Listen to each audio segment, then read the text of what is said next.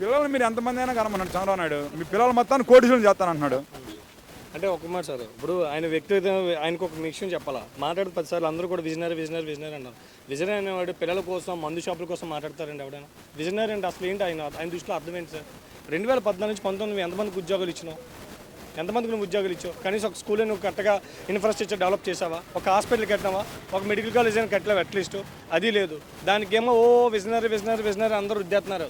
ఎందుకు వచ్చిన బాధ నాకు అర్థం కావట్లేదు. ఇకపై పవన్ కళ్యాణ్ కోసం మాట్లాడదాం. చంద్రబాబు పని అయితే అయిపోయింది సార్. ఆయనకి డిపెండ్ లేక ఇప్పుడు పవన్ కళ్యాణ్ చేయి పట్టుకున్నాడు. చెయ్యి కలుపుదేదో అన్నట్టు సామెత ఉంది కదా, పని అయిపోయింది. అయిపోయింది 100%. జగన్ బచ్చా అని మాట్లాడుతున్నాను కదా. అంటే ఒక మాట చెప్పిన ఆ బచ్చా కాబట్టి ఇంతమంది ఈ రోజు వెళ్తున్నాడు. మోడీ కాల్ పట్టుకున్నాడు, నేను పవన్ కళ్యాణ్ తిరుగుతున్నాడు, నేను ఇప్పుడు మళ్ళీ చిరంజీవి కాల్ పట్టుకున్నాడు. అంటే వీళ్ళందరూ కలిసి వస్తున్నారు, ఒక మనిషి మీదకి వస్తున్నారు. దేనికి వస్తున్నారు?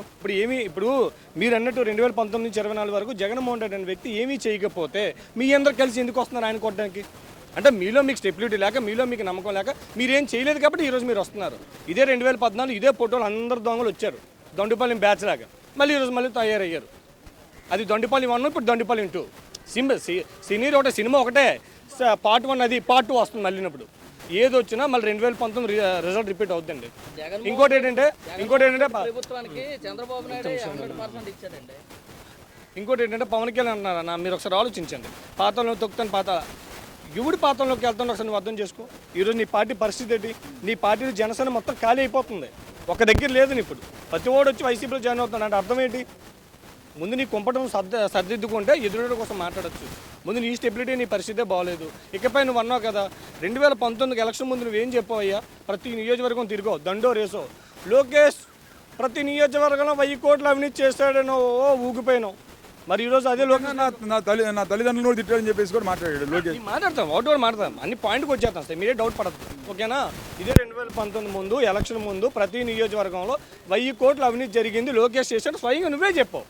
మరి ఇదే పార్టీకి నువ్వు ఎందుకు సపోర్ట్ చేస్తున్నావు అంటే అర్థం ఏంటి? మరి నీకు అక్కడ ప్యాకేజ్ ముట్టింటే కదా అర్థం. అంటే నువ్వు ఏదో తీసుకున్నట్టే కదా అర్థం. మరి దానికి నువ్వు సమాధానం చెప్పాలి కదా, జనాలు సమాధానం చెప్పలేదా? టీడీపీతో నువ్వు ఎందుకు పొత్తు పెట్టుకున్నావో ముందు అప్పుడు నువ్వు అవినీతి అని చెప్పు. ఆయన ఎన్టీ రామారావుకి వెన్నుపోటు పెంచిన చంద్రబాబు నాయుడు నువ్వే చెప్పినావు. మరి ఈరోజు అదే చంద్రబాబు నువ్వు ఎందుకు సపోర్ట్ చేస్తున్నావు? నీది కాక ఇంకోటి ఏంటంటన్నా, నేను యాక్చువల్ మహేష్ బాబు ఫ్యాను. నువ్వు కృష్ణ గారు మాట్లాడే ఇదాన్ని కృష్ణ గారి స్థాయి ఏంటి, నీ స్థాయి ఏంటి? నీలా శంకర్ జాతర కొడుకలా ఆశ లేదు. ఆయన నిజాయితీగా నిలబడ్డాడు. ఈ రోజు అన్నాడు, ఆ రాజకీయం తప్పుకున్నాడు.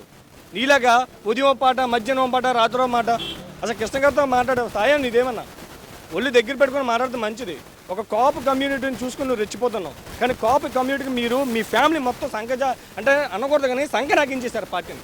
పాప వాళ్ళు అనకూడదు, వాళ్ళ కమ్యూనిటీని మీరు సంఖ్య వాళ్ళు మీ దృష్టిలో పెట్టుకొని వ్యాపారాలు చేసుకున్నారు. చక్కగా ప్యాకేజ్ తీసుకోవడం, రావడం, ఎలక్షన్ ముందు అనుకోవడం, మళ్ళీ వెళ్ళిపోవడం సినిమాలు, మళ్ళీ సినిమా ప్లాపం జగన్మోహన్ మీద ఆడడం. ఇదే మీరు చేసిన బతుకు. ఎంత తప్ప అన్నది. ఒక్క స్కూలే మీరు మార్చారా? ఒక ఇంగ్లీష్ మీడియం మీరు పెట్టారా? పోనీ ఏమన్నా? అది లేదు, ఏది చేయలేదు. వద్దన్న సమస్య అంటే తిట్టకూడదు కానీ, ఆయన తప్పు ఎందుకు తిట్టకూడదు కానీ, వద్దన్న సమస్య చెప్పాను అన్నాడు. సాల్వ్ చేసింది ఎవరైనా జగన్మోహన్ రెడ్డి. మళ్ళీ మొన్న నువ్వేం మాట్లాడు? నేను ఇలా చెప్పాను 2014 రాగానే ఏది అమరావతి క్యాంపస్ నుంచి చేసాడు, మొత్తం అంతా ఫోన్తో చేస్తారు చంద్రబాబు నాయుడు అన్నావు. మళ్ళీ 2018 ఏం చెప్పావు? వద్దనం కోసం నువ్వేం చేసావు చంద్రబాబు నాయుడు అడిగో. అంటే ప్యాకేజ్ తీసుకున్న ముందు ఒక మాట, ప్యాకేజ్ తీసుకున్న తర్వాత ఇంకొక మాట. ఏంటండి ఇది? అంటే జనాలు అమాయకులా? ఒరే బాబు, మనం ఎక్కడో 1984-85లో లేము, ఇప్పుడు 2024కి వచ్చాం. కొంచెం అప్డేట్ అవ్వండి మీరు. ఎందుకంటే మనం మాట్లాడే వీడియోలను బయటకు వచ్చేస్తాను. చూసుకోండి. ముందు మన కొంపటేట మనం సర్దుకుంటే పక్కోడి మీద ఆడొచ్చు.